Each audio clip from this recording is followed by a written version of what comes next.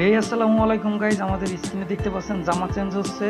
তো এক ক্লিকে জামা চেঞ্জ কিভাবে করা যায় দেখাবো ইন্ট্রোর পর।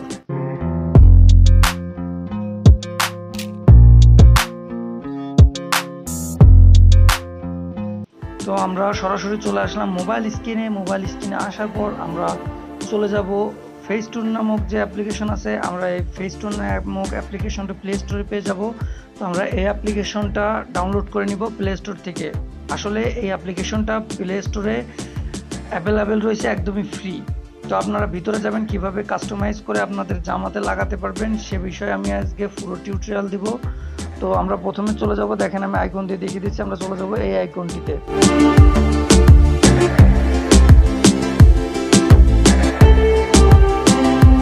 এই আইকনটিতে যাওয়ার পর একটু প্রসেস নিবে, একটু বেশি সময় লাগতে পারে। আপনারা ওয়াইফাই বা নেট কানেকশন দিয়ে রাখবেন, না হলে এটা কাজ করবে না। তো দেখা যাবে যে এইটা লোডিং হওয়ার পর অসংখ্য জামার কাপড় চলে আসছে। আপনারা আপনাদের ইচ্ছা মতো কাস্টমাইজ করে নেবেন। দেখবেন যে এই নিচে বাড়ানো কমানোর লাইট, লো লাইট, হাইলাইট সব কিছুই দেওয়া আছে। আপনারা জাস্ট একটু অ্যাডজাস্ট করে নেবেন। অ্যাডজাস্ট করে নিলে দেখা যাবে কি জিনিসটা অনেক ভালো দেখা যাবে। তো এ দেখেন একটা গোলবার আছে, আপনার জামায় কোথায় কোন স্টিকারটা বসাতে যাচ্ছেন আপনারা একটু কাস্টমাইজ করে নিলে হবে একটু সুন্দর দেখাবে।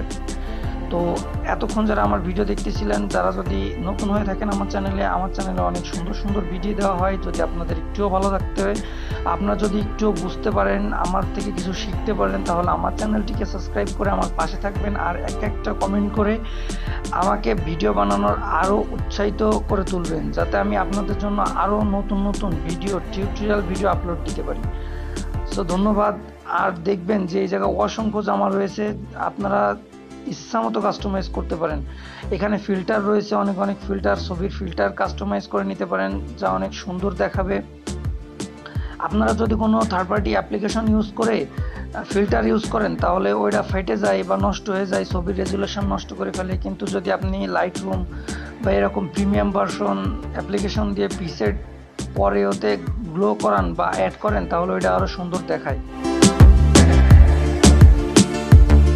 দেখেন আমি কিভাবে কাস্টমাইজ করতেছি, আপনারা ঠিক এইভাবে কাস্টমাইজ করে নেবেন। দেখবেন একটা ছবি অনেক সুন্দর দেখাবে।